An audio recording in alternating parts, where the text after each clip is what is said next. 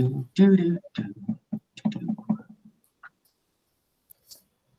I don't know if you guys like cybersecurity stuff, but there is this YouTuber that Mark, the new instructor here, told me about. His name's Jim Browning.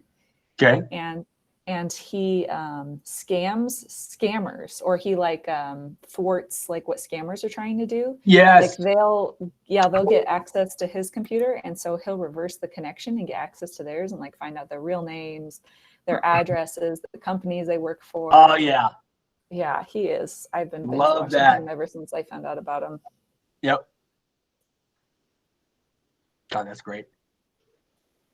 Yeah, I saw the one spying on the scammers where he broke into their closed circuit TV, I think, and he's like, "Oh yeah, yeah, the CCTV, yep." He also does one where he's like viewing their webcams. It's just like, oh man, that's awkward. Love it.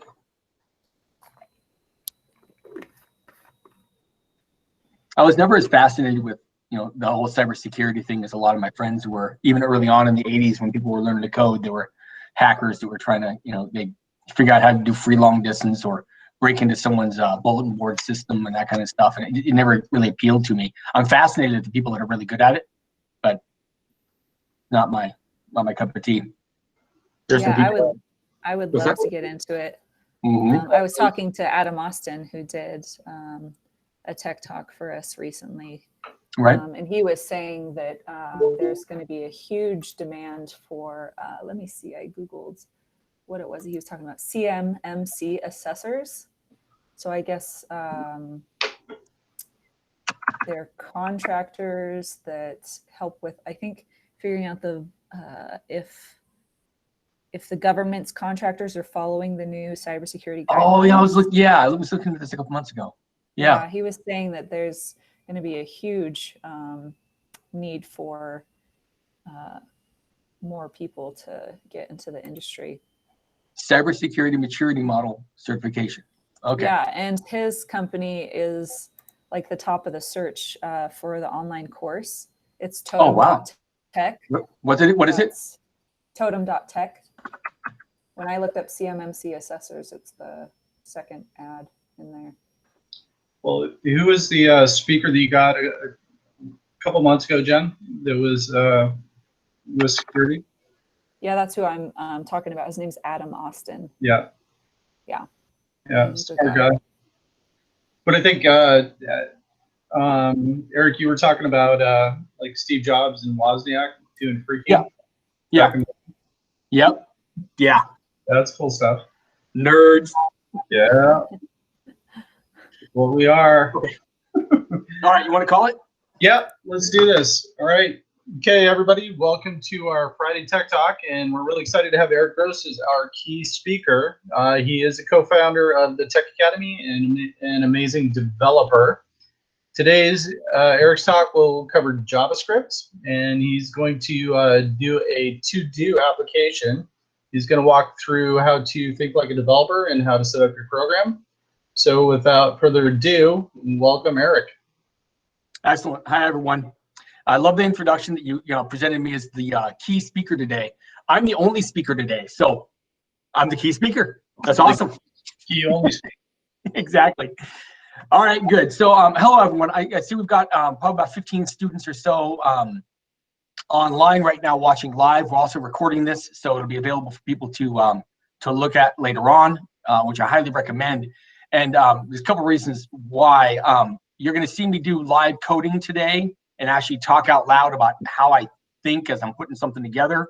And it's a really good exercise to follow along afterwards and write all the code that I write and build the same thing I build while watching the video. If we had a much longer time period, a few hours, I would actually just lead a whole group of you through this, and you would each, code. I'd wait until everybody caught up with me, and then, we'd move through one step at a time. But I think it'll still be valuable to look at the video afterwards when we get it posted and follow along and write the code. So it's getting a little warm here. Let me explain what we're going to be doing. There's a type of an application called a to-do application, and we've all used them. Call it a task app, a to-do app, or whatever. It's just keeping track of things you need to do. And whenever you're learning a new computer programming language, after you've moved beyond hello world, one of the more common things that people do is they build some version of a to-do application where you can create new to-do items, you can mark them as completed, you can delete them, you can edit them.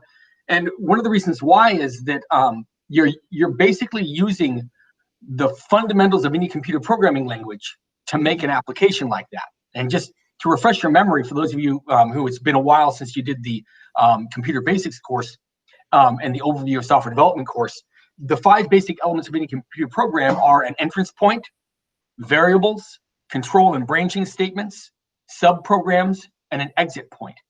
And in building a to-do application, you hit all of those. And so what you do when you build one of these things is you basically learn the syntax of the language you're learning and how to implement those 5 fundamental elements into any one of the, in that language, right? So it makes it valuable. We're going to do it with JavaScript today. It's a pretty easy thing to do.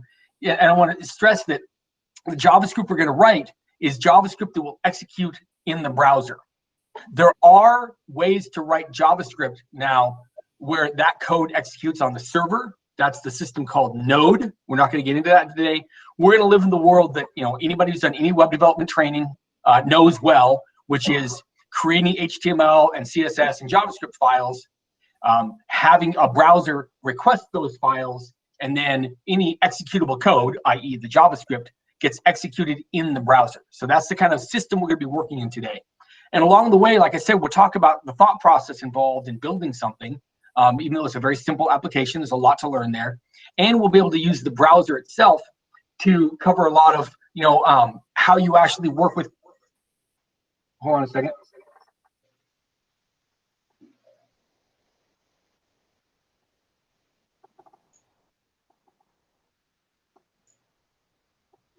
How to work with code, okay?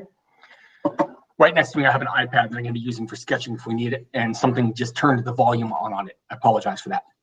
All right, so let's go ahead and get started. I want to explain the technology system that I'll be working in.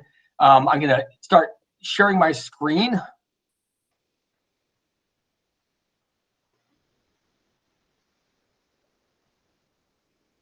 And first of all, let's just take a couple quick notes about what we're going to have in our to-do application. And this is something that even on a real simple project, you always want to start with. You got to have something written down to refer back to, make sure you're not losing anything. On a very complex application, you'd have a very, long requirements document or whatever you're going to call it that details a lot about what you're going to build. But here, let's just take a couple notes, right? So the key functions you want to have are, you want to be able to create a to-do item. You want to be able to delete a to-do item. Eric can spell.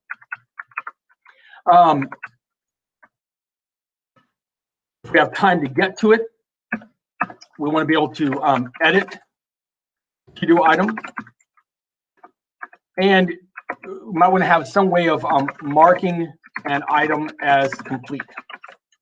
I mean, those are like things that, if you think of the idea of a task list application or to-do item application, I think that's pretty much what would cover it. Can I make to-do items?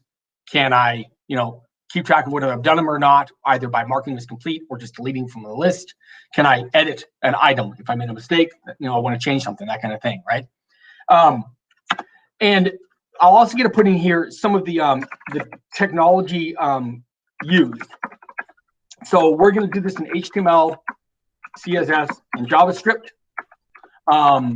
We need to store our items somewhere. Like, we're going to create items and be able to look at them later on, these to-do items.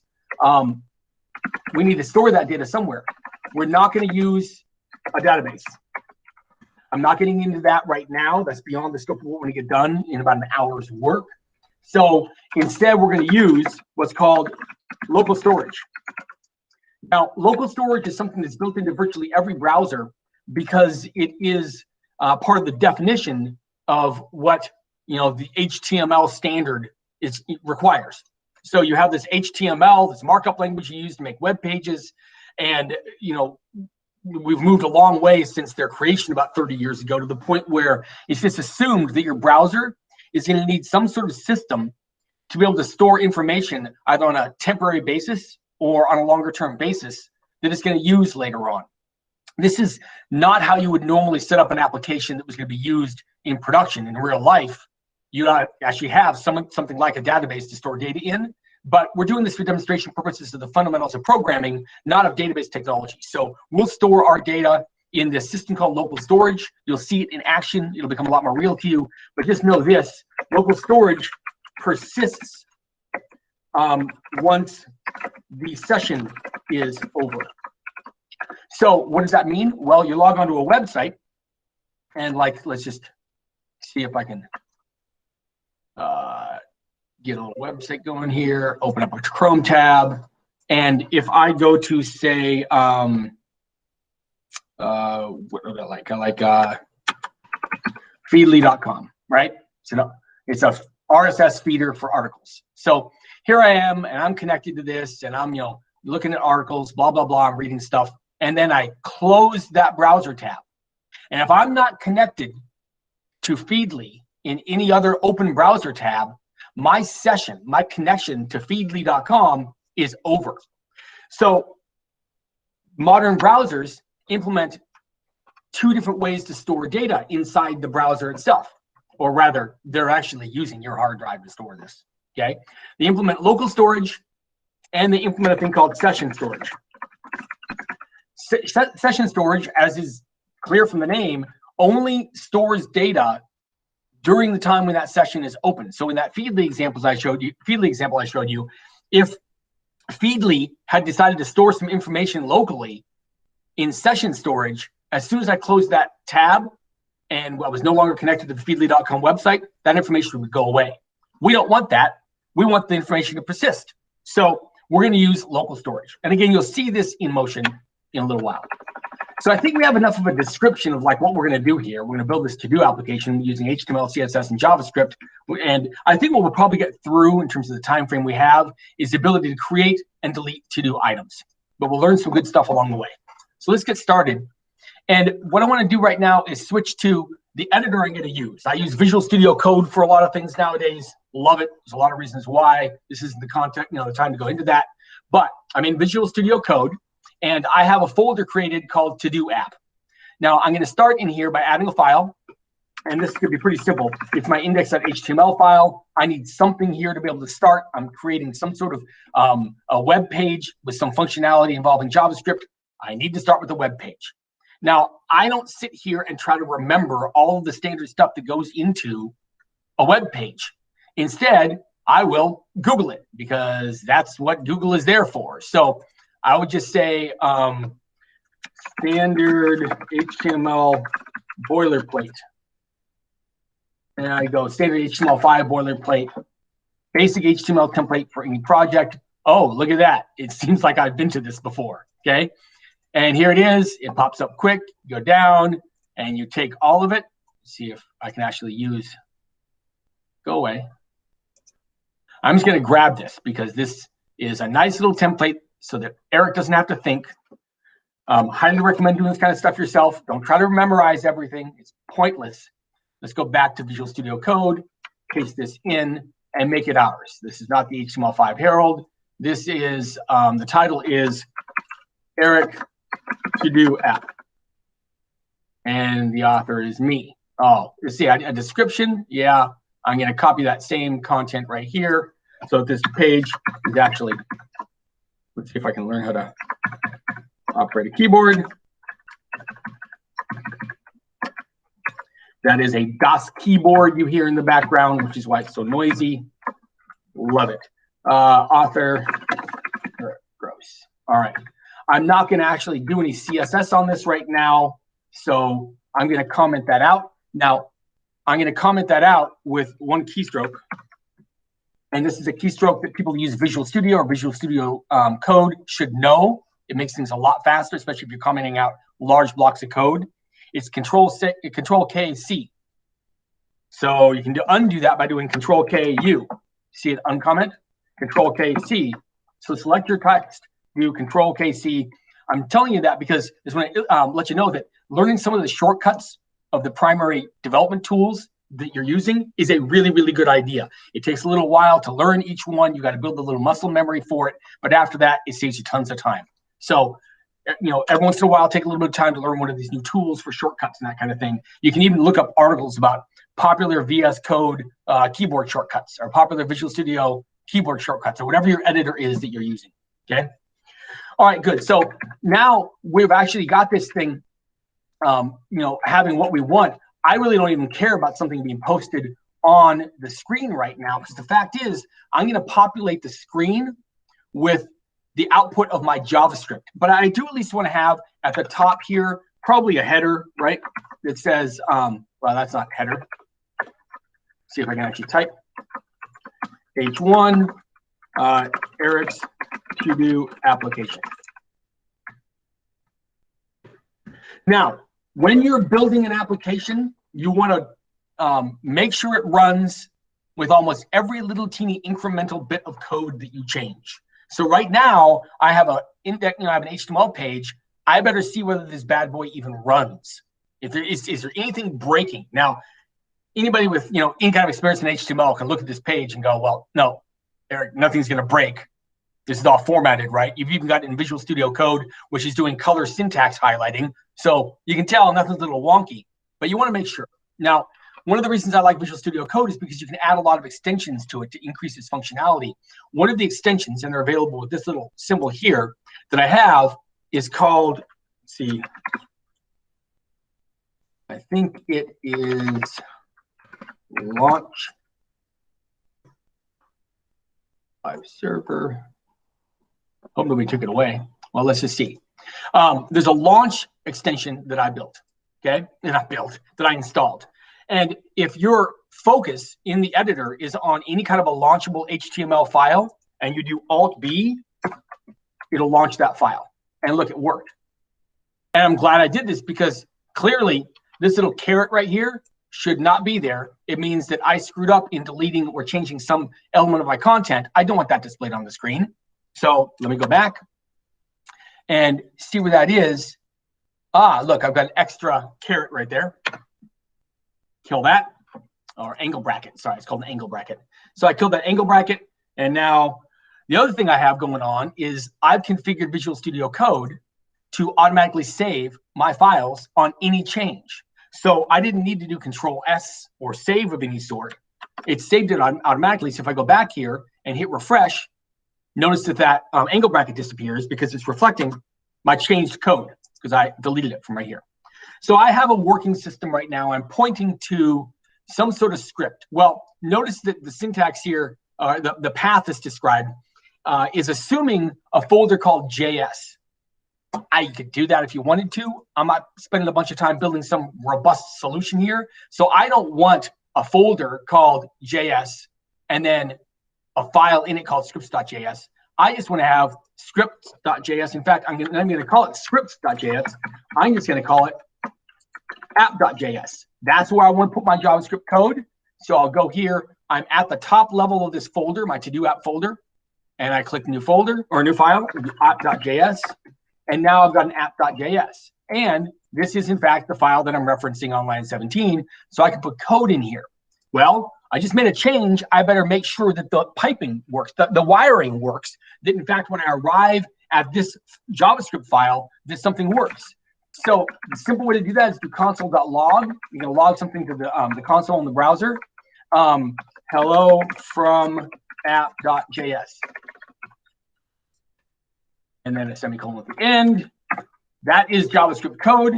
It's automatically saved. If I go back here to the browser, I want to see the console. So I right-click, go down and inspect. And now here are all of my developer tools, which are so valuable. We're going to spend a bunch of time in these. But right here, second from the left, is console, right? And notice it's earlier it said scripts.js wasn't available. Why did it say that? Because I hadn't made it a file called scripts.js. I've since changed my code. We're no longer looking for scripts.js. We're looking for app.js. So I need to refresh the browser. Look what happens. It says hello from app.js. Why? Because my HTML file is pointed to app.js. Here's the app.js file itself. The only instruction in it is to log to the console that data, hello from app.js. Notice as well that these developer tools on the right give you a lot of help. Right here, it even tells you what instruction in what file caused that message to the console. And when I click on it, like I just did, now notice we're no longer in the console tab, we're over in the sources tab, where the source files for this web page are listed. And I have in here index.html and then app.js. It's automatically opened app.js for me. And it's saying, hey, on line 1, that line of code is why this occurred, which is really helpful. Your console is a very valuable thing to use when you're like building something, because you'll see whether or not something, a piece of code was reached, and you're going to see me use that as we go through. So now I have the basic wiring of an application set up. I have an HTML page that points to a JavaScript page. That JavaScript file actually is being reached and executing. Great. Now I can start to actually code. I can actually start to build a to-do app. So let's think about this for a second. This is where I'm going to start to go, okay, how do I break down the sequence of actions? And the first thing I need to do is I've got to have a place in the UI, and this web page is my UI. I've got to have a place where, as I to first of all take in text to be able to read what the to-do item is, and secondly, I've got to have a place to display texts. So I'm not going to get into a bunch of styling yet. That's way at the end of this. For now, what I care about is in the body tag, after my H1, let me just have two different elements here. One to take in text for a to-do item, and the second to display my to-do items. So I want in here an input. Why do I want an input? Because that's how you get, data from your user. So this is input, and the type on it is text. You can look all this up if you want to. I don't need to at this point because these are pretty basic. The type on this is a text input. And notice how Visual Studio Code has got all these tools built into it. It knows what the options are for types of input. It's already predicting I want text. I can just hit tab and it finishes for me, okay? I'm definitely going to want to have this element on the page, my input element where people are typing in the text of their to-do, to have a unique ID, because I am for sure going to need to be able to grab whatever they type in. And you need to have a unique way of identifying the element on the page. So I've got to set an ID for this. I am going to call it to-do text. Okay, good, awesome, that makes sense. That's exactly what it is. You can name it whatever you want. You name it Foo or Eric or whatever, right? But it needs to be a unique ID that you don't use anywhere else on the page. So now I have an input. There we go, that's the end of the input. Great. Now, I just made a change. Does this render? Well, everything was automatically saved. I'm on an HTML page. I could do Alt-B, but that would open up a new tab. Let's just go back to the one we're using and hit refresh. And look, I actually have a text input. And if I right-click on it and go inspect, the leftmost tab up here opens up and focuses on the element that I was focused on when I did the right-click inspect. And notice it's an input. Here's its ID. So I'm up to date. I have an input on the page with a unique ID to it. Well, I want to make it a little more obvious to somebody what to do. So I'm actually just going to put in above this just some text, enter to-do item. Let's just try that, see what that looks like, and give me a refresh. Okay, good. That's a little more easy to understand, a little more user-friendly. Didn't take me very much time. All right, so the next thing I need is I've got to have a place to actually store these things, right? We need to display our items. So I at least need a div. And here's my div. I'm not going to put any content in it yet. Well, I will temporarily, and I'll show you in a second why. But this div is definitely going to be something that I'm going to want to access with JavaScript to dynamically control what HTML gets rendered inside of it. Because remember, we've got a variable number of to-do items. We have no idea what they're going to be until the person actually types them in. So we do need a place to be able to put that list of items. So I'm going to have this div here, and I'm going to give it an ID of to-do list. That makes sense right there. There's my div. Now, I want to at least make sure I didn't make any typos in this, and I'm just going to put temporary text or temporary list. Good. All right. So now let's go back and hit refresh. Okay. So I have a temporary list here. Okay, good. Awesome. That's where my list would go. Now, here's an important thing. There's going to be lots of times when you're building web pages where you may need to dynamically create some of your HTML. In other words, your JavaScript code gets called, it gets executed, and its output can be HTML. And you're going to see that in action today. We'll build that, okay? But here's the thing is, you're going to often you're called upon to create that HTML as a string, like literally, and we're not going to use this as our code, but I could say let foo equal, and I've got quote marks. See, unordered list item, to do one, end list item, and end unordered list. Now that looks like HTML. It's not. It's a string right inside these quotes. But you can use that string to control the actual HTML on a page. And you'll see how to do that today. But the point is, we're going to be constructing HTML in this manner, using strings. And you can probably, if you're thinking ahead, you can see that the tags themselves aren't getting the things we care about. It's the content. What is the to-do item that the person typed in? But the point is, we'll be actually, adding strings together, concatenating strings to make our HTML. I found that the easiest way to do that and make sure you get it right is to do a working example of what you want in actual real HTML and use that for the model. Because then you know that the HTML you're going to create will render properly. So let's just do that. I want an unordered list in here. And in it, I want a list item, and that will be to-do item 1. And then I'm going to want another list item, go get groceries. Good. So that's a really simple, straightforward thing. I have an outer div that holds my to-do list, and I've made in here, even though this is not going to obviously be the permanently coded HTML, what's some properly formatted HTML that would represent a list pretty well. So let me go back to the my page, refresh. Okay, good. This is decent. I'm not worried about styling right now. I'm worried about functionality, and I at least have a header that tells people what this page is. I've got an input box to take in information, and I've got a way that I could display to-do items that I'm happy with. That's fine. I can get into a bunch of complex stuff right now about taking away these little dots because maybe I don't want them. I'm not going to get into that right now. Okay. Now I will say that there's one other thing I'm going to want. I need a way, if we review this document, I need a way to be able to delete a to-do item. So I want to have a button after every single to-do item that has an X in it. And when someone clicks on that X, it deletes.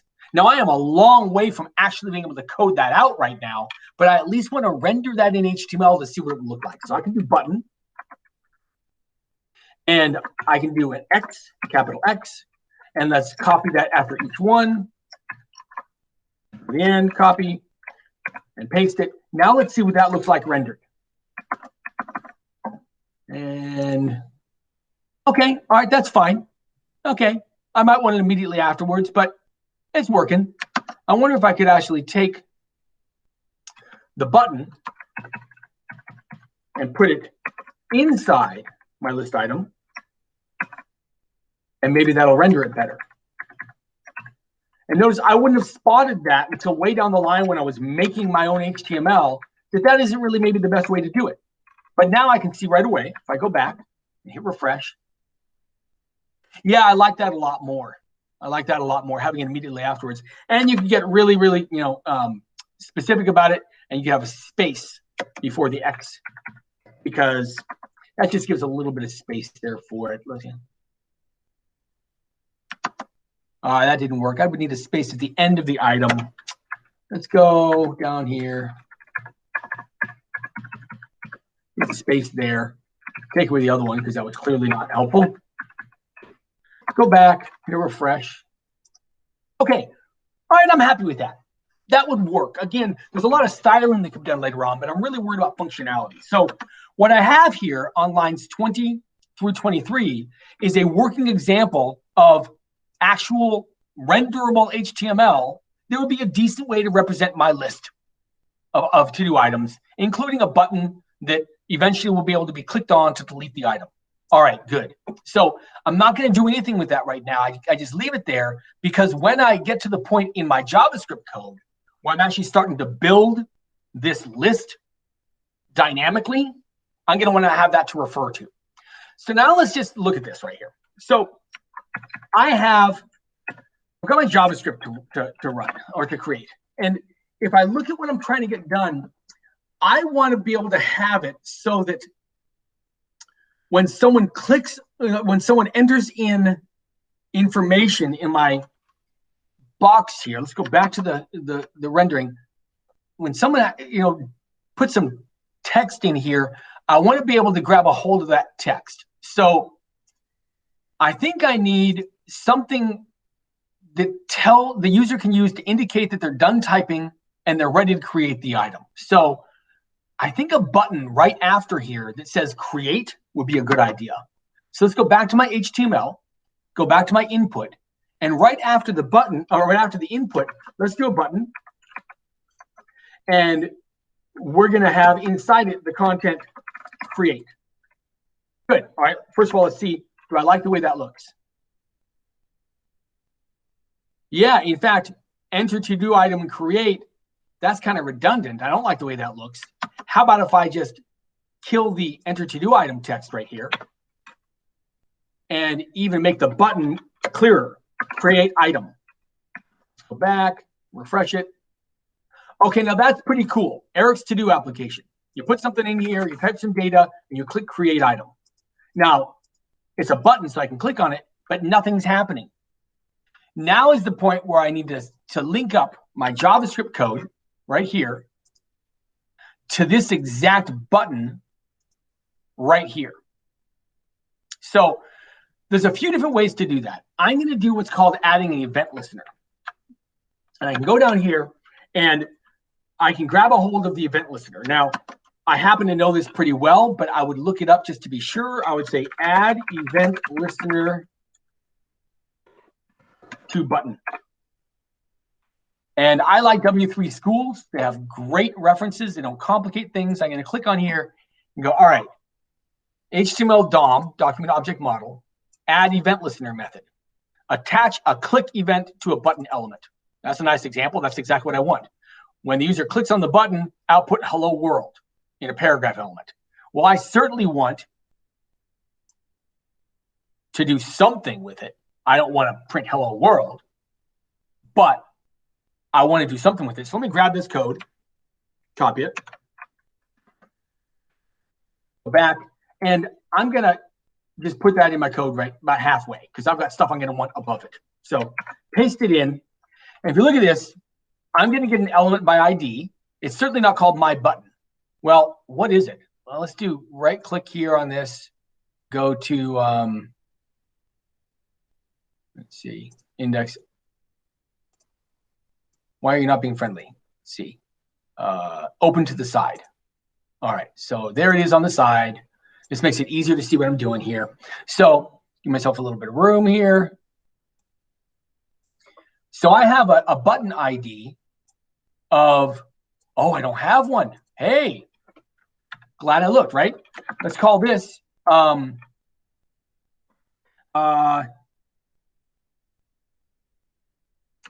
create button. And of course, 1, it's misspelled, and 2, I don't have equals. At the end of that, and put my end quote. So now I have assigned an ID to that button. Now I can reference it, and I can say, okay, by the way, here's another thing. Don't ever type it in manually. Don't go over here and go create button. I can't tell you how many times I've gotten the case wrong on a single letter, and it won't work. Once you've created the ID, which is the source of truth for the ID of that element, copy it, go over and paste it. And that way you absolutely know you spelled it the right way. So document, get element by ID. I'm going to add an event listener to it. Now, what do I want to have happen? Well, I want to add the event listener for a click event, and then I want to run a function. I don't particularly want to have the function of what to do right here inside this add event listener method. I want to have that function be somewhere else. And the thing I want it to do is I want to add a to-do item. So I'm going to type in here the name of a function that does not yet exist. I'm going to call it add.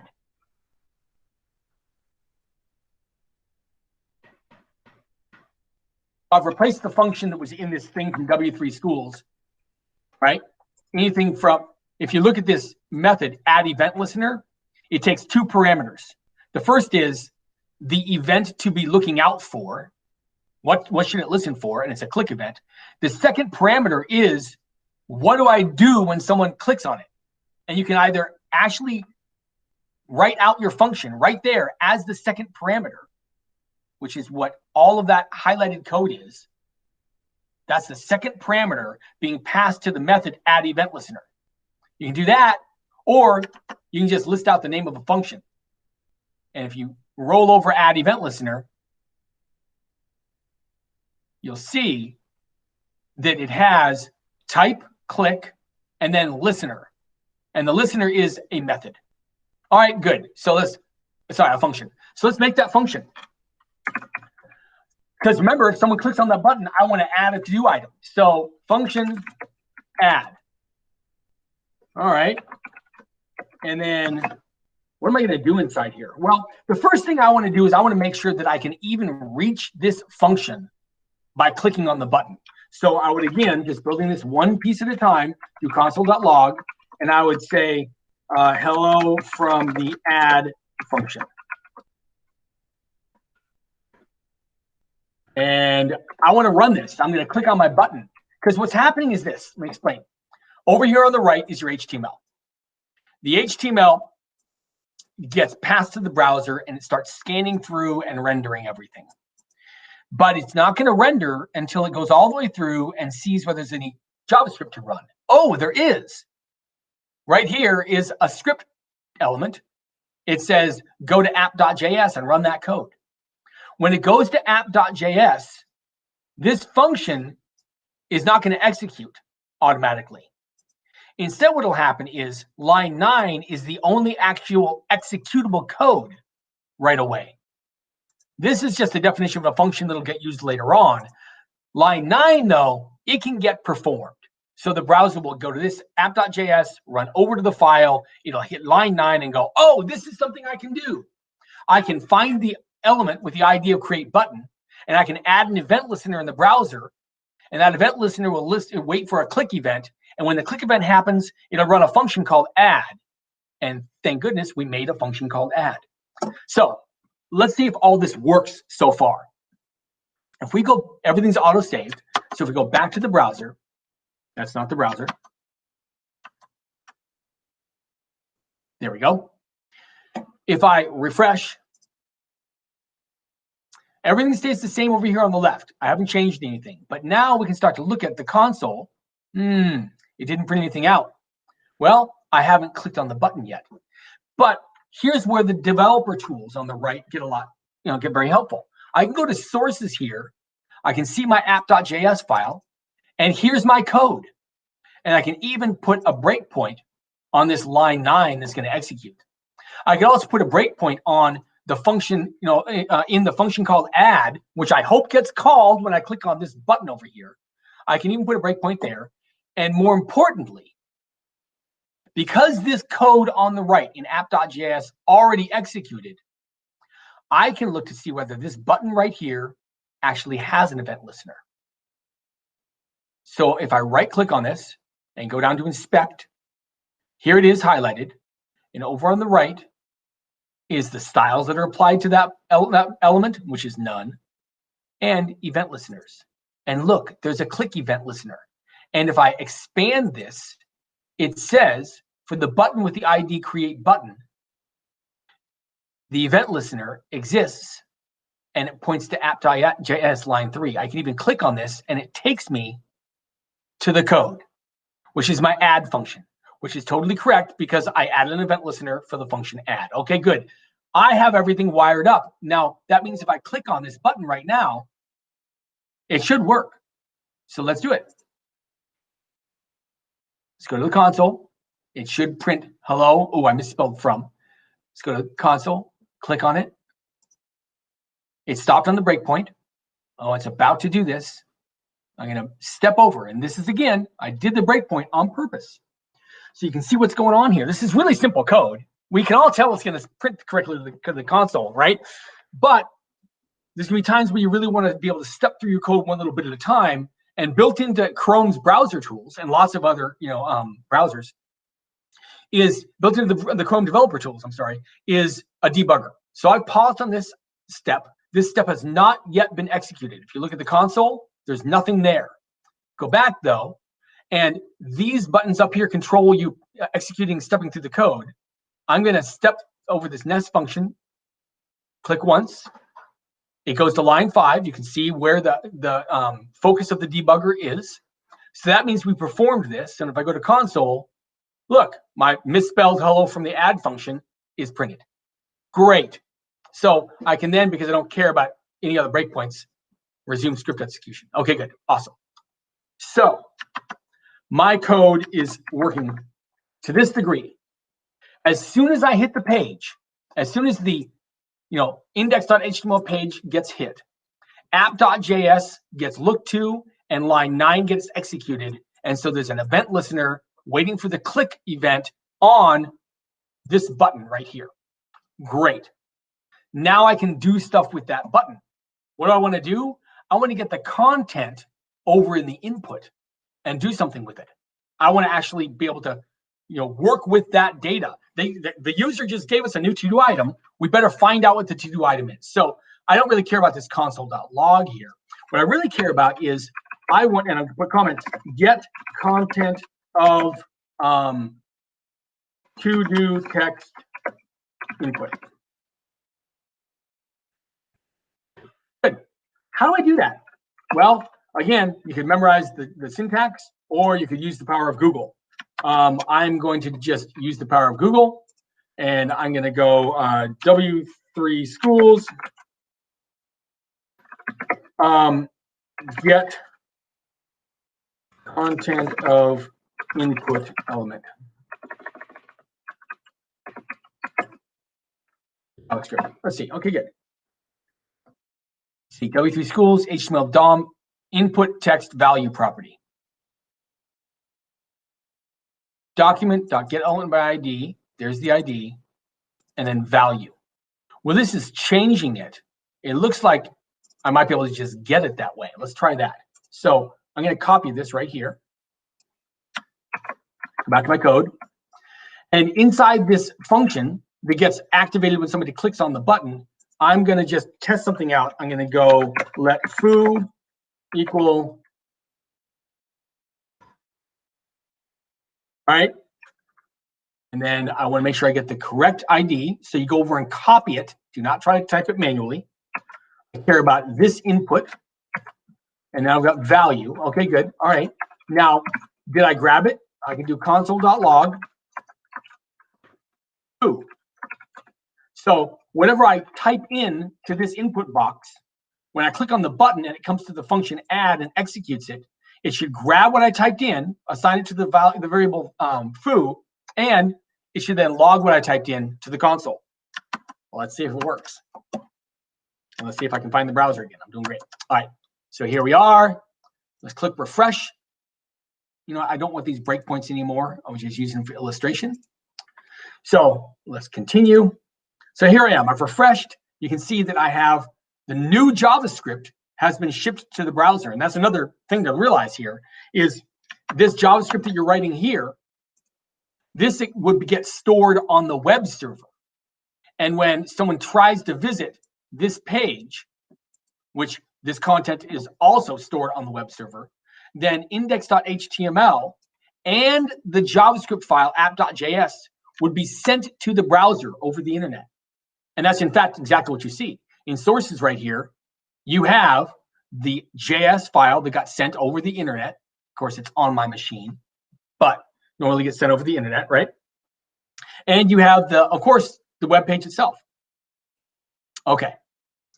All right, so now let's see if this works. If I type in Erik right here as a to-do item, then I should, if you look at my app.js, because there's an event listener on this button, when I click on it, it'll point to the add function. It'll execute the add function, I mean. The add function will get the content of the actual input box. And I can even right-click on this input box, inspect, and I can see its ID is to-do text. Go back to my sources, to-do text. It should get the value, and then it should take and assign that to the value, to the variable foo, and it should print that to the screen or to the console. Let's click on create item and look at console. Look what's there.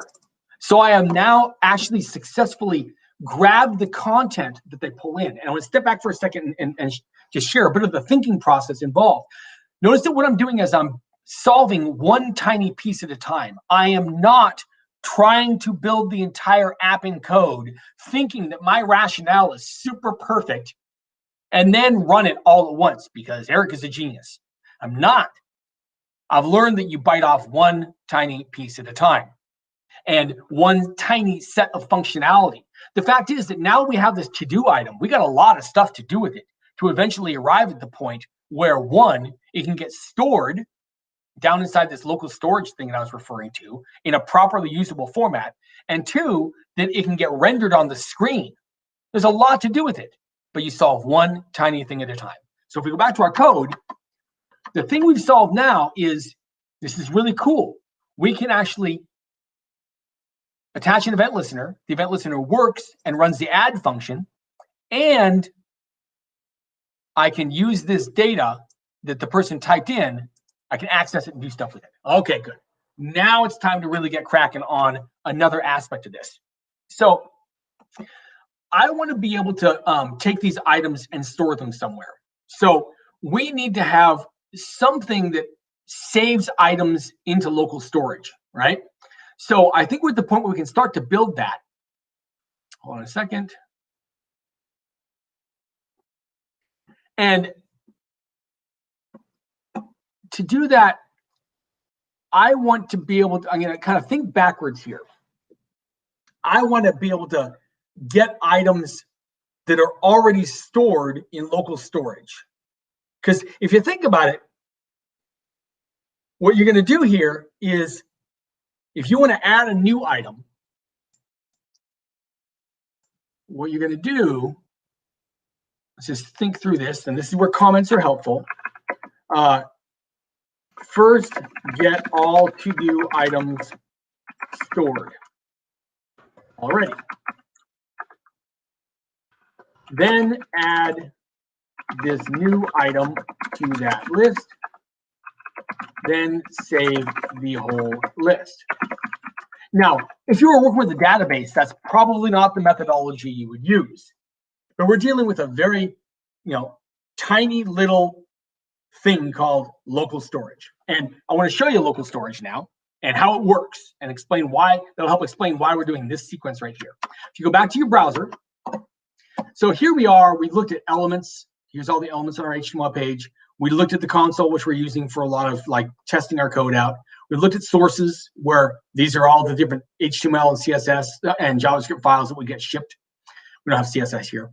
And we haven't looked at network, but this is where the actual request for the page goes from the browser. Like when I hit refresh, that's a request for the index page.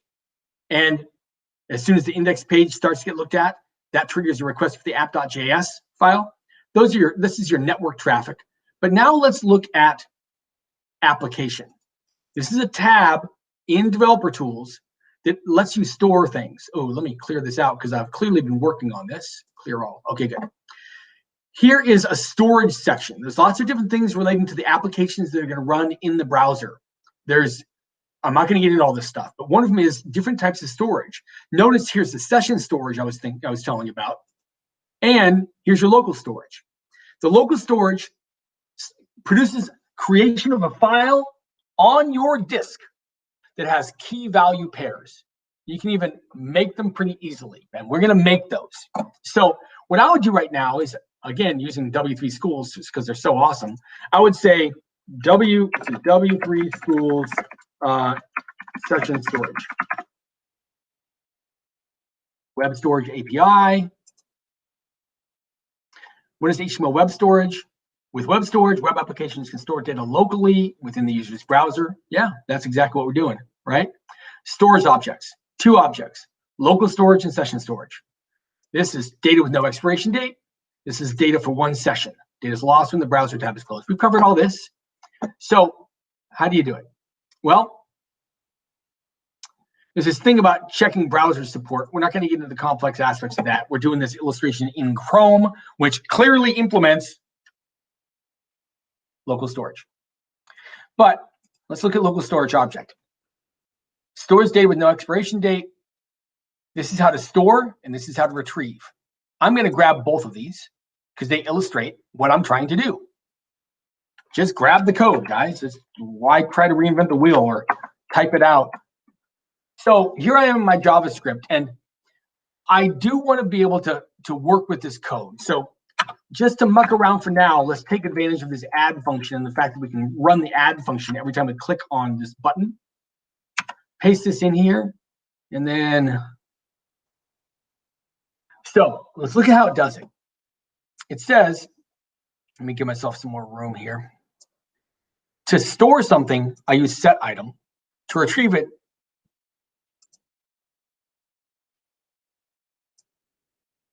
kill that. Local storage.get item. That's how this works. Notice that when you use set item, the first parameter is the key. The second parameter is the value that you're assigning to that key. And you can see that in the signature on the top of this little pop-up. Method, storage.setItem, key, and then value. This is a nice little help that the Visual Studio Code gives us. And here, if you roll over get item, notice there's only one parameter, is the key. So I can even say like, let foo equal, okay. I've already got foo up here. Let bar equal. Those of you who are wondering about why a made-up variable number is either foo, a variable name is either foo or bar. It's a long-term coder thing. It's been around for probably 30, 40 years. It comes from foobar. Foobar is something from the US military in World War II. It means effed up beyond all recognition. Been around for a long time, and technology nerds are nerds, and so they adopted this as a silly way to name variables. So that's why I'm using foo and bar. All right, so enough of that. Erik's a nerd. We all knew that. So I'm not thinking really of putting this code right here. I just want to be able to paste it and kind of look at it. So let's think about the sequence here. So I know that I'm going to use the set item right here in add. That makes a lot of sense, right? The get item, I want to have some set of functionality that retrieves the data that I'm storing inside local storage. So I need to think about what is that data going to look like? Well, here's the way I want to do it. And so I would actually start to have some little design comments up here. I would say data stored in local storage as JSON. Now, for those of you who aren't familiar with it, JSON means JavaScript object notation, and it's a nice, lightweight way to represent objects using key value pairs. So, and that way you can transfer those objects back and forth across the internet, which is really cool. So let's look at W3 schools right here.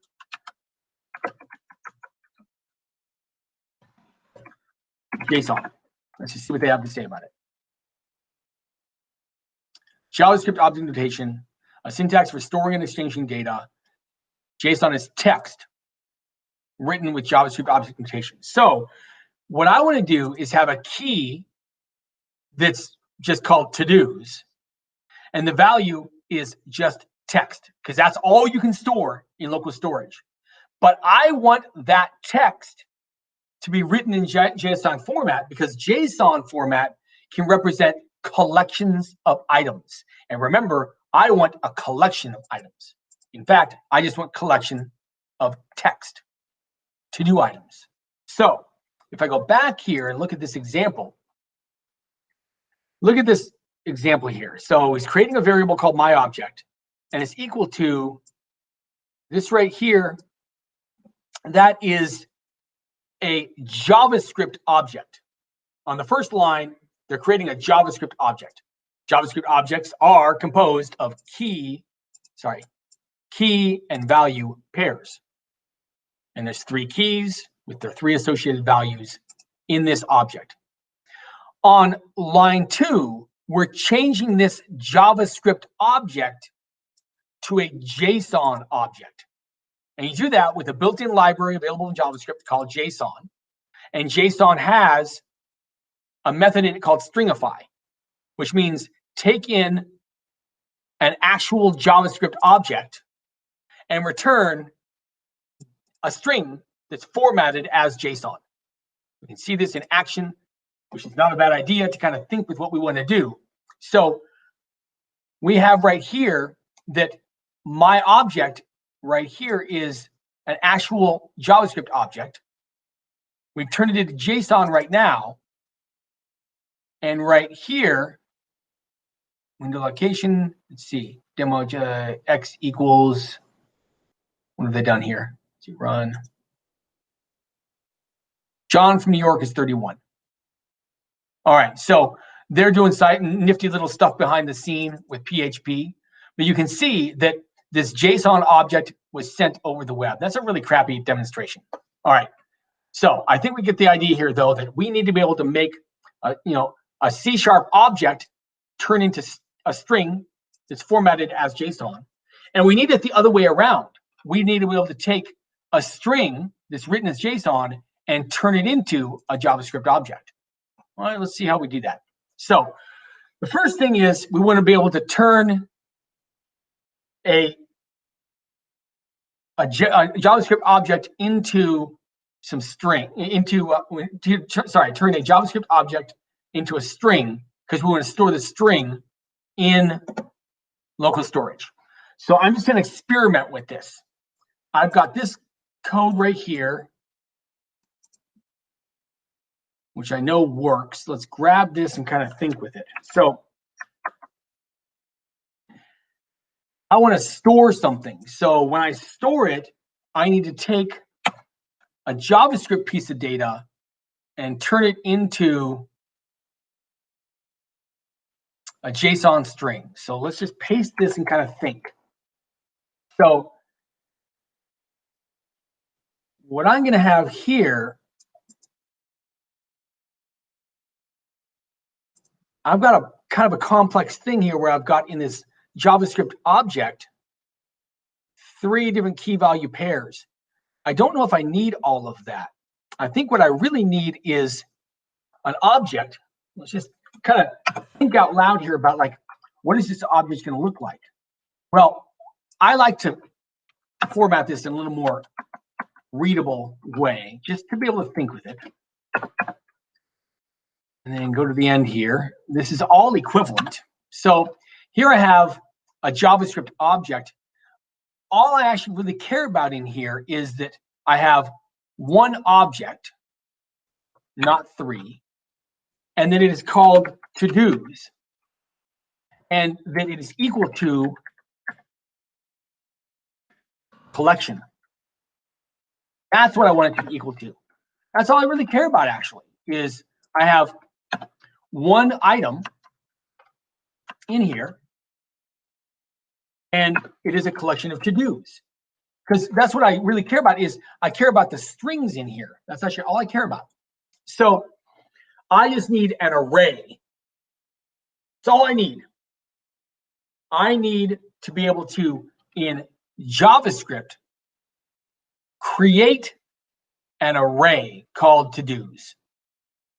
That's all I care about, is an array. And that array, if you think about it, would be things like get groceries make lunch. It's my to-do items. That's actually what I care about. Like that right there is valuable to me, because now if I made something like that, well, now I can actually go through this array of strings and I grab each one, and one at a time, I create this list right over here. Okay, so I know what I need to have in terms of an actual JavaScript object. How do I make it so that I store in local storage a string that's formatted the right way? How do I do that? All right, so let's see. Let's see. I need to have, you might work well to think backwards on this and say, how would I retrieve a string and turn it from JSON into an array? Let's start working on that. So the data is stored in local storage as JSON. So what I want to do is retrieve JSON string from local storage.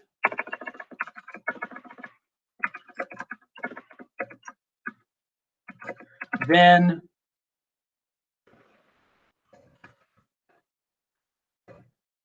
I want to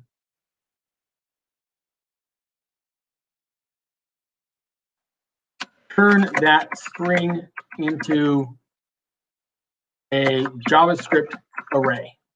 That's what I want to do. All right. So let's start to write something that will do that, right? This is where I get all my to-dos. So I'm actually just going to start writing a function called get to-dos to have a place to work with this a little bit. And now I'm going to copy. I'm going to spell this right. I'm actually going to take all that and put it in here just so that I have my notes easily to hand. All right, so this is what I want to do. First, the data is stored in local storage as JSON. First thing is retrieve the JSON string from local storage. All right, so I know that this is how I get something out of local storage. So let's copy that, bring it up here, paste it, and retrieve. All right, I don't want to use the variable bar anymore. So this is going to be the to-dos string, because what's stored in local storage is a string. It's a JSON string. And I don't want to call that in terms of the, you know, this is the key that I need to get. I'm not going to call it last name. I'm going to call it to-dos. So that right there, if there were any, you know, a key value pair called to-dos, would retrieve it. We can, just to make that clear to you again, here's local storage. If there were a key in here called to-dos, whatever its value, which is a string, this is how it would retrieve that. And I know we're kind of like solving for something that doesn't exist yet, but sometimes you have to work at it backwards. How would I grab this stuff out of local storage if it were to exist? So what I do is I would grab the item, right? And in fact, I think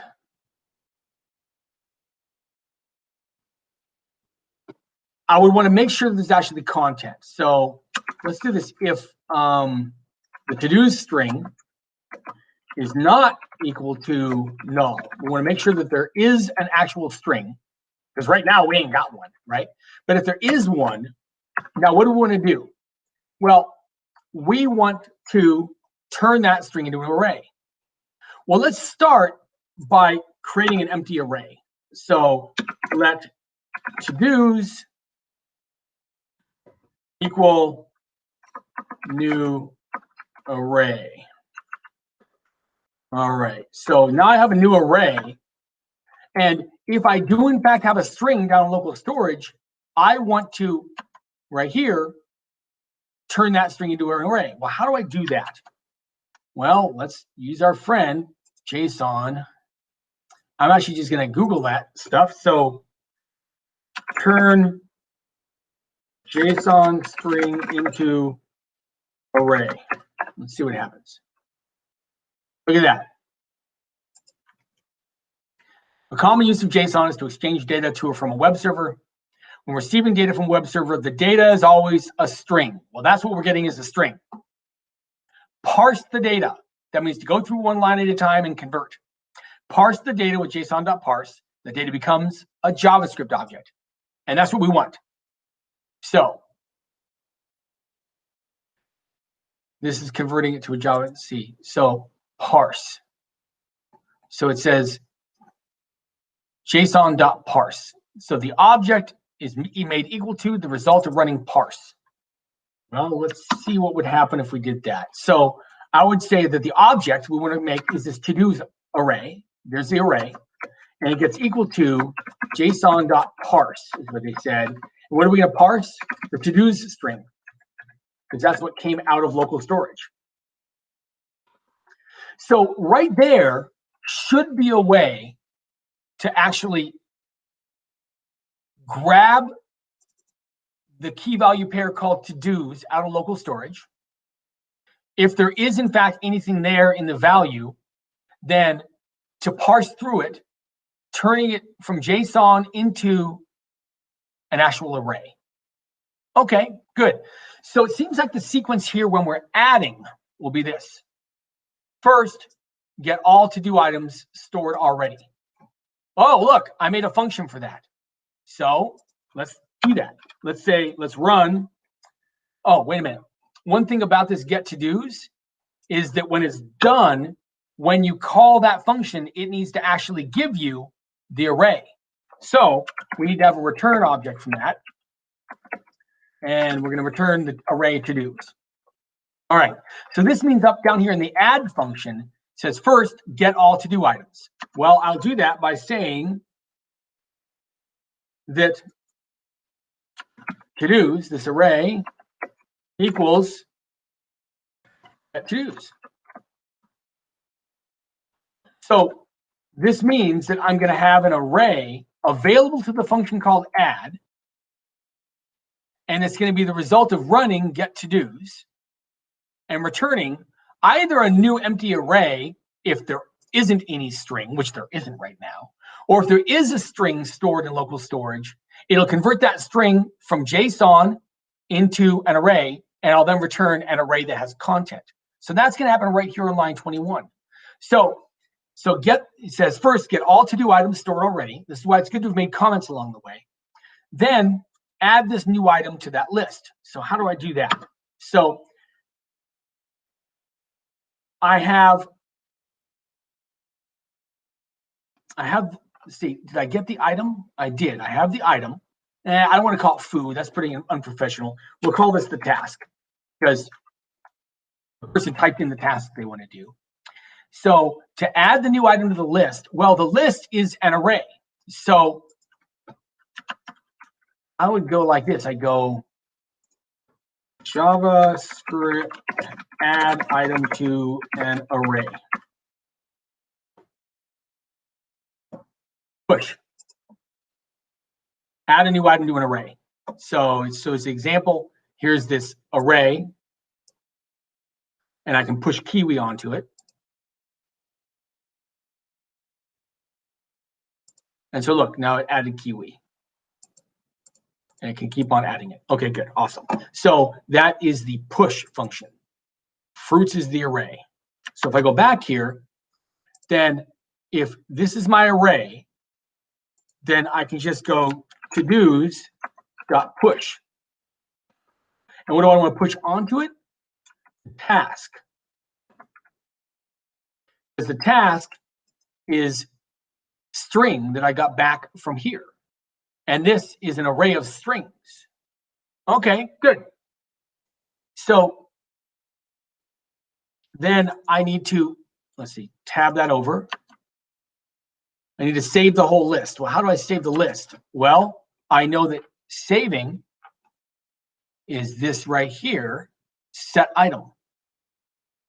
So let's grab that code. and put it right here. Now this is getting a little confusing, all this stuff down here. I don't need this stuff anymore. It was just an example. I'm going to kill it. This is not code I'm going to run, so I'm going to comment it out. And now things are a little bit easier to work with. So far, just think here, lead you through. We're putting an event listener on the button over here, which is on the create button, which is right there. When I click on it, I run add. First thing add does is say, all right, give me all the to-do items I have so far. Well, first it grabs the content that the person typed in, and it says, give me all the items, which we do by calling get to-dos that we wrote up here.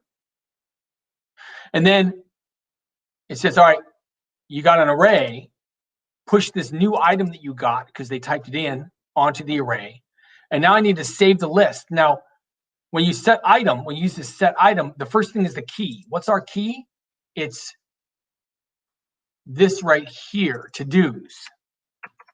So that goes here for the key. And what do I store? Well, I store a string. Because remember, local storage stores strings. But what I need is a string that is this array turned into JavaScript object notation. So how do I do that again? I need to turn to-dos into JSON. So if I go back here to JSON, here's receiving data, storing data.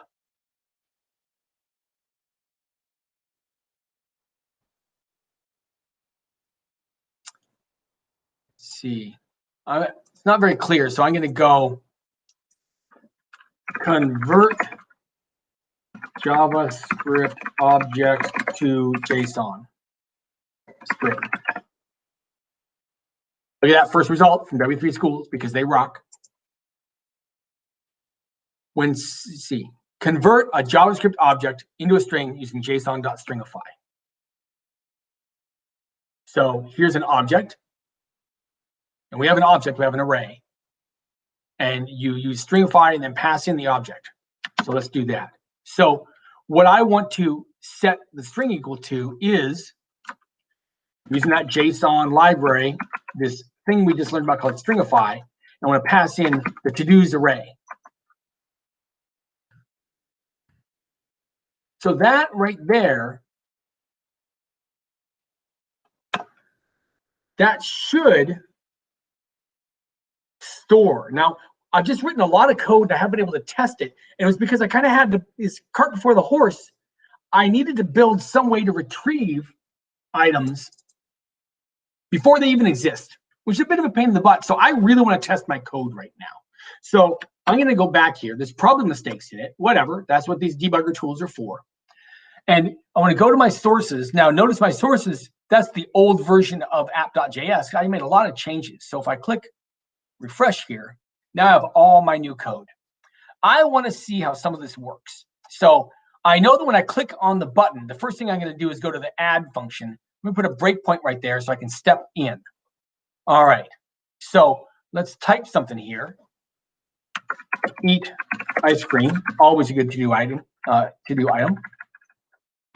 Now I'm going to click here, and I hit my breakpoint in add. Let's make this a little bit clearer. I want to be able to step through and see how well am I doing on my code.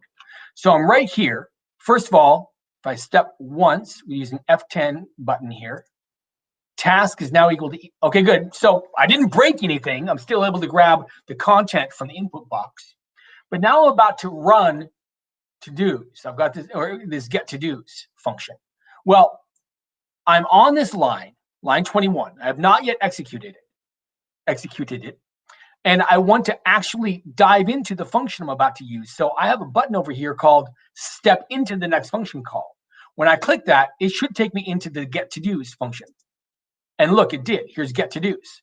So I know that line 21 is working right. I'm able to call this function. And in it, I'm about to make a new blank array. Let me step over. Look, to-dos is an empty array. I'm about to get the content of local storage with a key value of, with a key of to-dos. I can look over here right now. I ain't got no key there. So if I go back to my sources, this is gonna be broken. So let's see if I step. Yeah, to-do is null. Why? Because there wasn't anything there.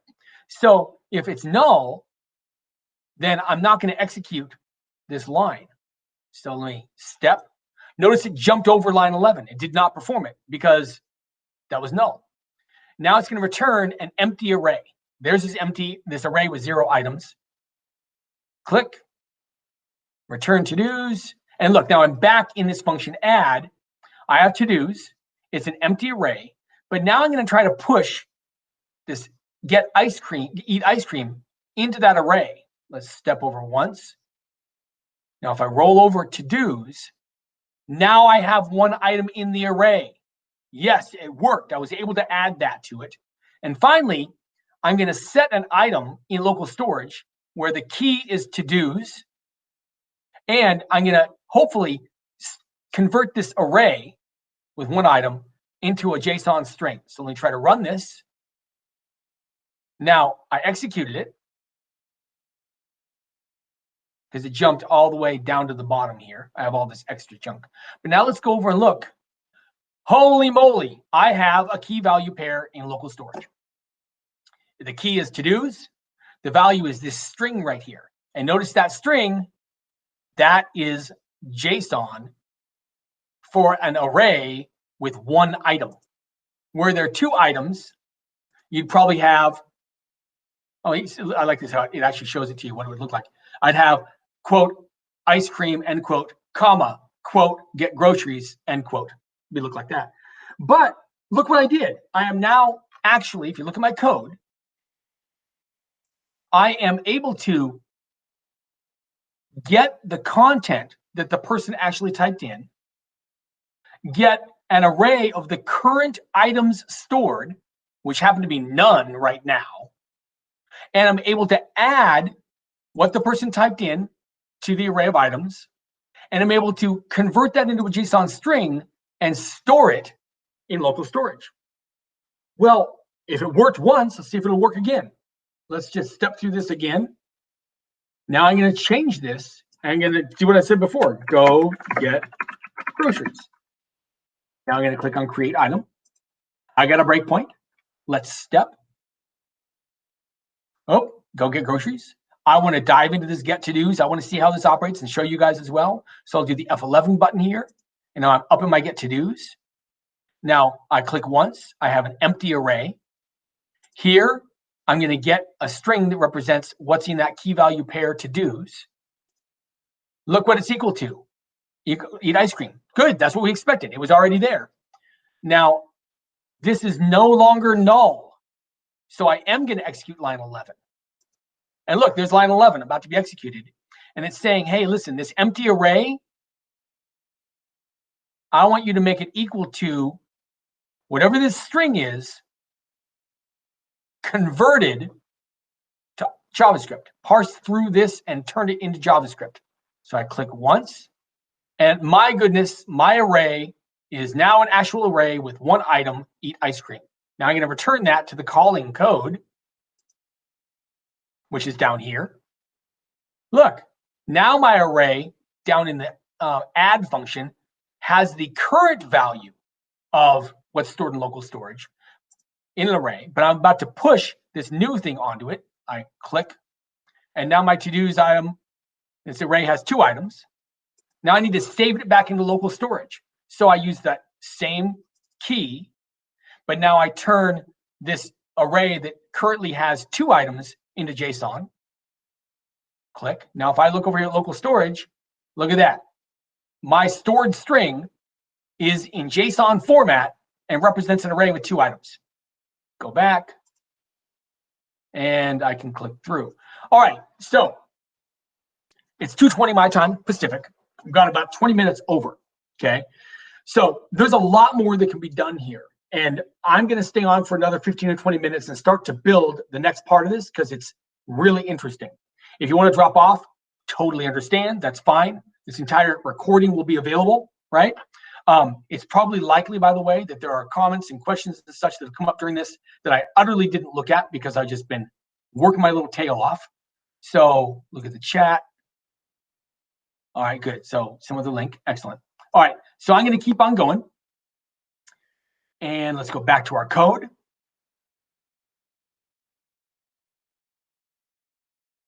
Okay, good. All right, so I am presenting. Here's my content. So this is actually working pretty well. So let me get rid of some of these comments because I just want to have things a little more concise.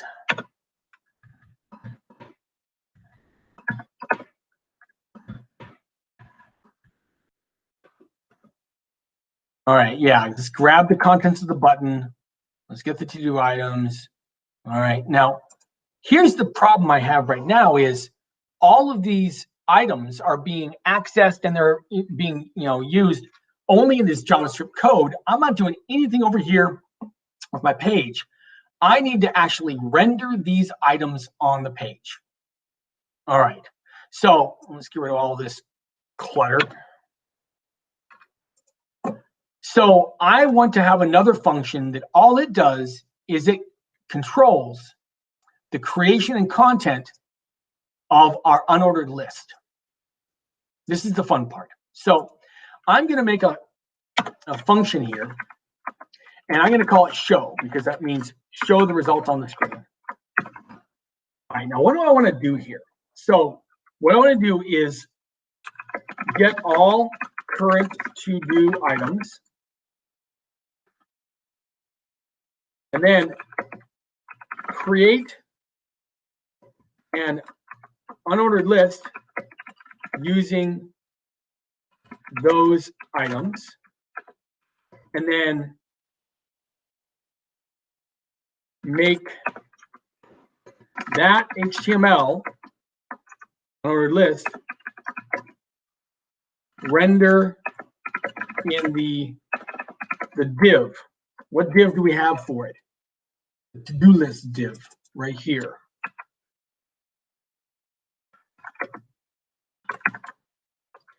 So that's what I want to do. So, well, part of this is pretty easy. The first part of get all current to-do items, we can do that. We can just say, all right, I need a new array, var to-dos equals get to-dos. Hey, that was nice and simple because I already built that. It's this function right here. It gets all the to-dos. Okay, good. I've got that. All right. Now, this is the fun part. Create an unordered list using those items. You're about to make HTML by hand. So let's start with the beginning of it. What do we want? We want this right here. This is what I found to be really valuable. I copy the HTML that I know works over here, and I paste it in. Now it's formatted all ugly. I have it right there. Let me comment it out. I keep it for reference. That is properly formatted HTML. So I want to build this one step at a time. And here's how you do it. You create a string. I'm going to call it HTML because it's going to eventually be HTML. Or you can say HTML as string if you want to be really clear with what you're doing, right? Let's do that. HTML as string. Really descriptive. And it starts out with just this content, unordered list. And we start adding items to it that make our text be properly formatted as HTML. But the first thing is to start out with that. So what I want to do is I've got this array here. This is an array that contains strings. And in fact, let's see exactly what they look like. This will help us know how to work with them. So let's also test this code. I want to, in my add function, actually, as soon as someone hits the page, I want to run show. Right? Let's add the event listener, but then run show so that people see, as soon as they navigate to the page, the list of to-do items. Let's run this. Let's see how this goes. Maybe this will work.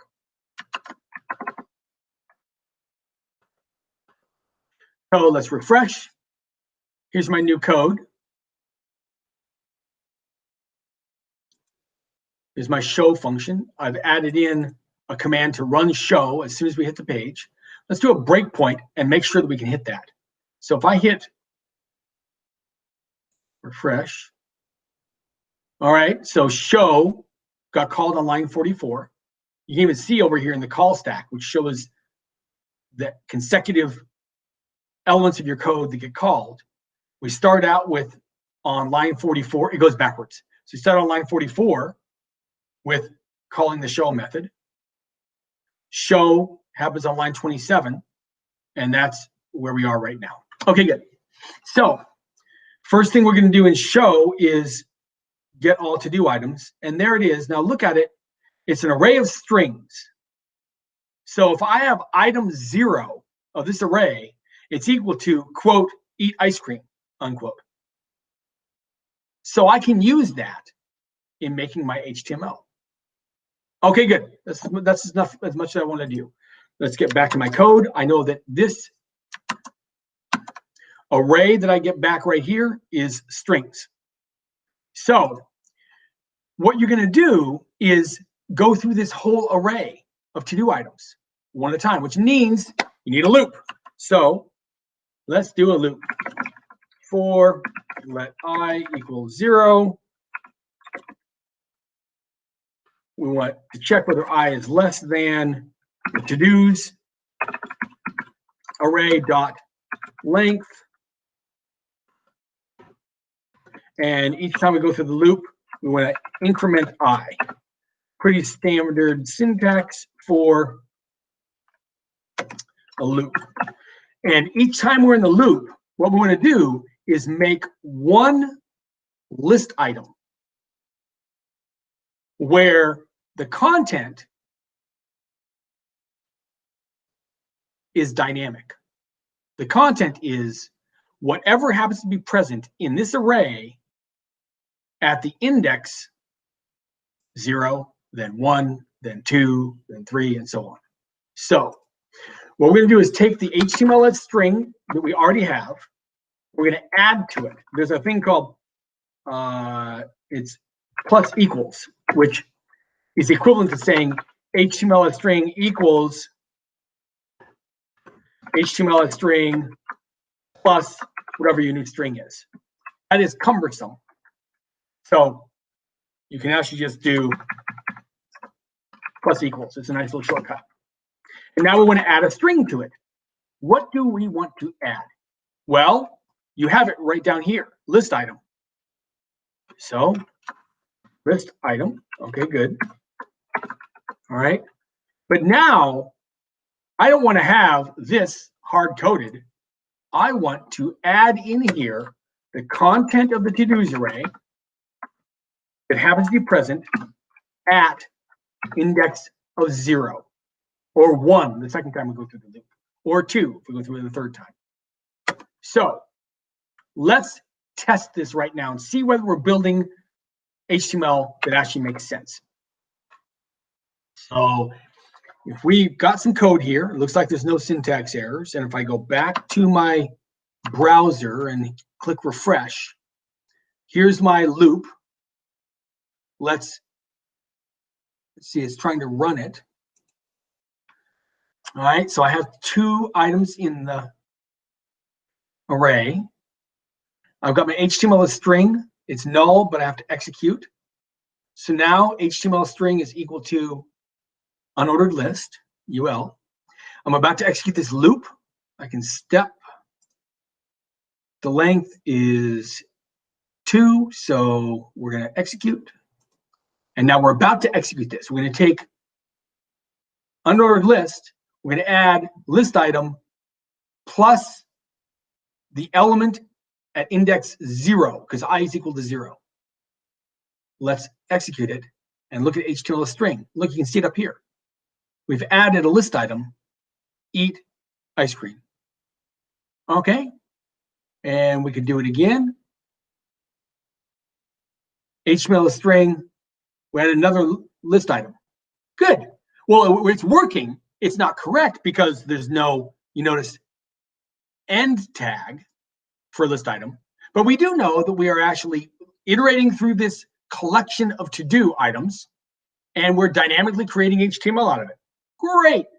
Let's go back to our code.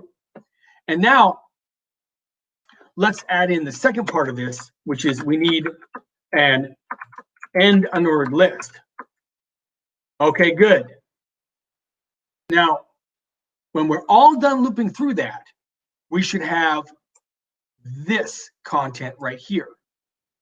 What we're missing is an end to the unordered list. So after we're done going through, the final thing we need to do is HTML as string plus equals, and then let's do our n unordered list. Right there, we should have properly formatted HTML. Let's check it. So let's refresh. We hit our breakpoint, and let's just start stepping through. Here's our to-dos array with 2 items. Here's HTML as string. We start with unordered list, and let's step through this once. We added eat ice cream, including the end unordered list element or tag. We go through it one more time, and now we added another list item, go get groceries, and the end of the tag. And now we're done because length is 2 and I is 2. Let's go. And it exits out of the loop. And now this is almost done. You can see the unordered list tag at the beginning. We need to. Did they do it already? Oh, look at that. I made a typo. That's UL. We need end list item. This is why debugging tools are so helpful. So opening end list, opening list item, the element of the array, closing list item. All right, now let's try this bad boy. Refresh, step through. So my HTML is equal to unordered list, list item, eat ice cream, end list item, go get groceries, end list item. If I add this, now look at that string. That is properly formatted HTML. Good. The final thing I want to do is I need to render that on the screen. It's great that it's over there in my JavaScript code. I need it to be in HTML. So I have to make, let's see, make that HTML render in the to-do list div. Let's Google that stuff. So let's say JavaScript control HTML in a div. See, that's not see. How to append HTML code to a div using JavaScript. There are 2 ways to append HTML code to a div: using the inner HTML attribute or insert adjacent. To append using inner HTML, first select the element, then add the code enclosed as a string. So element.innerHTML, go away.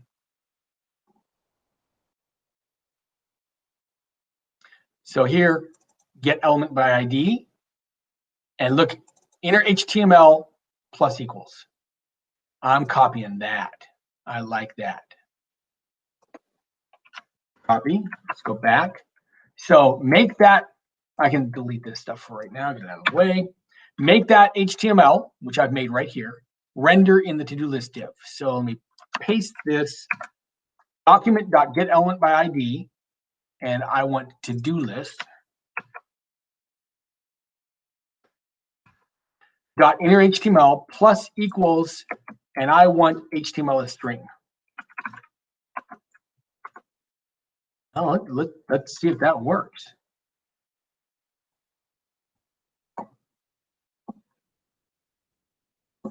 Let's go back. Go here, click refresh. All right, I don't want to jump through. I already know I can make my HTML fine. Let's move my breakpoint down here, hit run, click once. There's my properly formatted HTML. And I'm going to locate the element with the ID of to-do list and set its inner HTML to this. Watch the left-hand side of the screen. Look at that.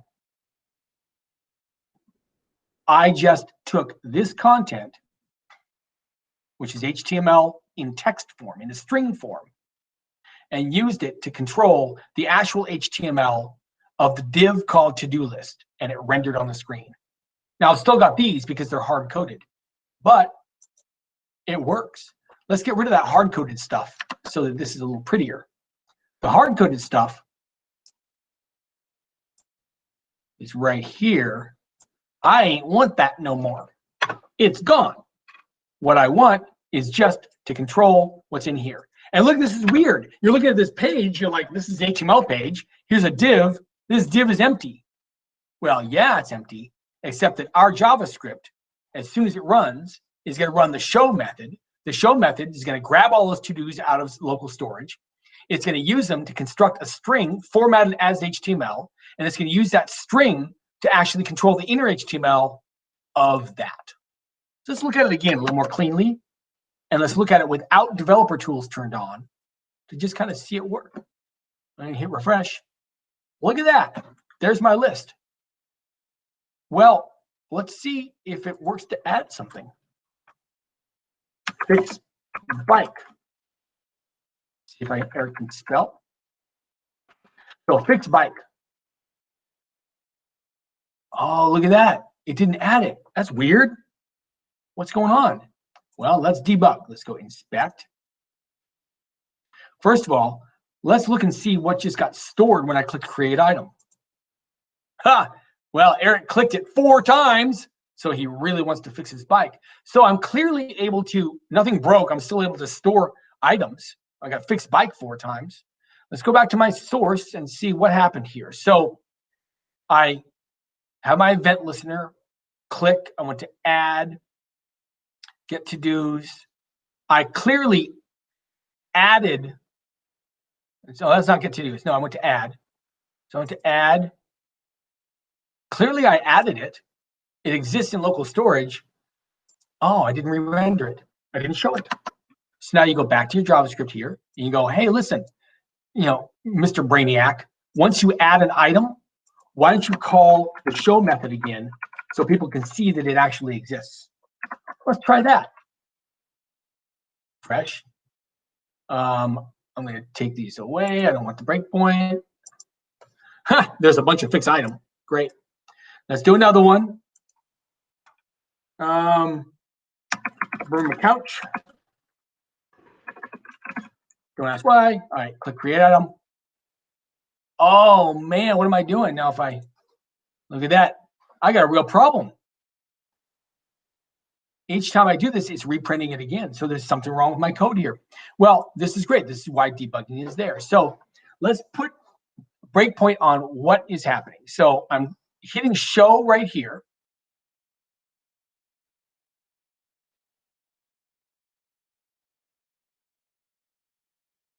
And I'm calling show. You know what I'm not doing? Whenever I add, you know what it is? It's this right here. I'm adding onto the current HTML. So I think I want to make that HTML blank and then add to it first. Otherwise, I just keep getting all these lists. Let's try that. So here I have, make that HTML render in the to-dos. So first thing, let's grab the item and its inner HTML.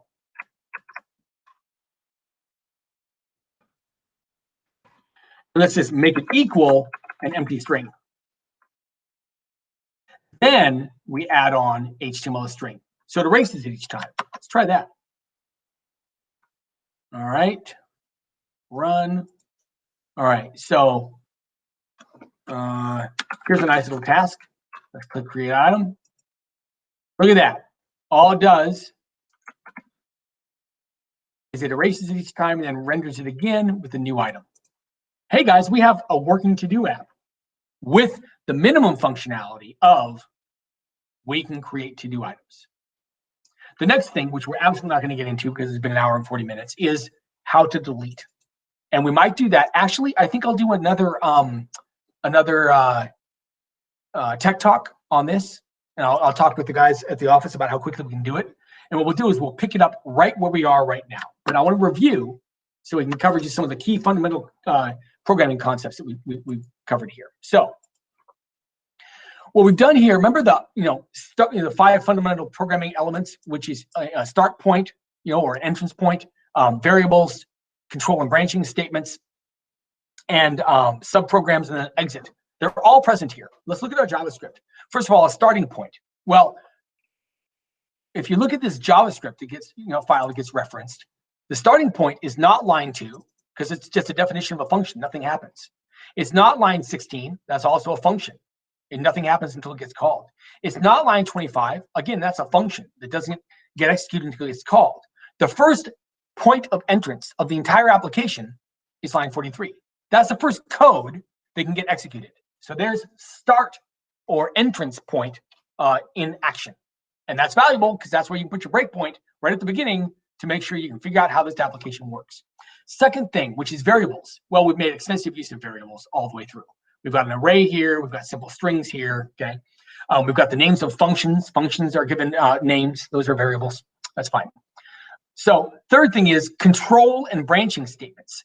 This loop is a control and branching statement. Specifically, this element of the definition of the loop, I being less than todos.length, is a conditional operator. And it means that this code inside the for loop is only executed so long as this condition is true. Once it's not true any longer, the loop is executed. So this is a control and branching statement in action.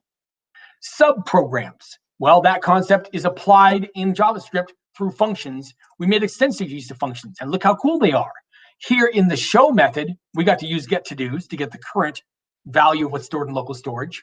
Also in ask, or the add function, we got to do that. So that's a whole chunk of code right here that only had to be written once and was used in multiple places, which is the reason for subprograms to be a fundamental element of any computer program.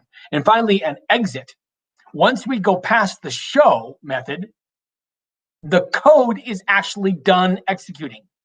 Now, an important distinction is we added an event listener to this create button, which means there's a little mini program out there waiting to be executed, but only in the event that someone clicks on the button, at which point the add function is run and all of the basics of a computer program apply to it. It has an entrance point, line 17. It has make use of variables. It has conditionals, although we didn't do anything in there. And it uses a subprogram itself. This subprogram, this function called add, itself calls another function. So that's how all that works. Anyway, I hope you've enjoyed this. I'm going to stay on for a few minutes because I just threw data at you and lots of coding for an hour and a half straight or longer and didn't give you any chance to ask questions. But now's your chance to ask questions if there's actually still anybody on here.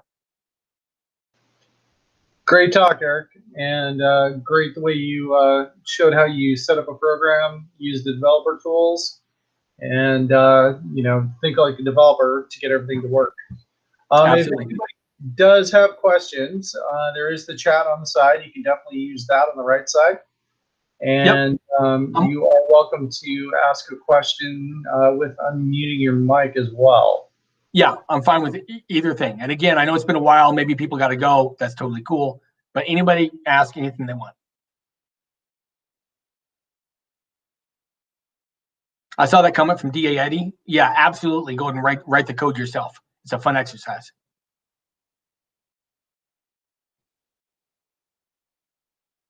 Does that application run in a smartphone? Absolutely, it will. And let's talk about how and why, right? Now, right now on my computer, I have, in fact, actually I get to use my new toy. So I'm going to make myself the presenter, or my iPad the presenter here. So give me just a second, okay? And let me go back to, I'll show you why and how that works.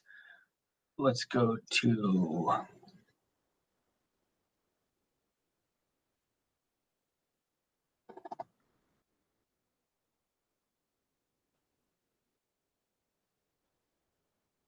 share. How do I do that? I can't believe we did this, Rick, and now I can't remember it. Oh, present screen. I got it. Yeah, with present, you should do it. Here it goes. All right. So here's how it actually works in the real world. Is you have a web server. On this is, of course, an operating system, and there's a whole file directory system. That is it. That's a folder. I know. In this would be all of your HTML files and your CSS files and your JavaScript files. So over here is a person, nice picture, who has their computer with an operating system, and they have a browser. They issue a request for a specific web page. That is an HTTP request. That request is received by the web server software on whatever the web server is. The specific HTML, CSS, and JavaScript files necessary to resolve that request are gathered and sent back as a response to the browser. The browser then, of course, has, like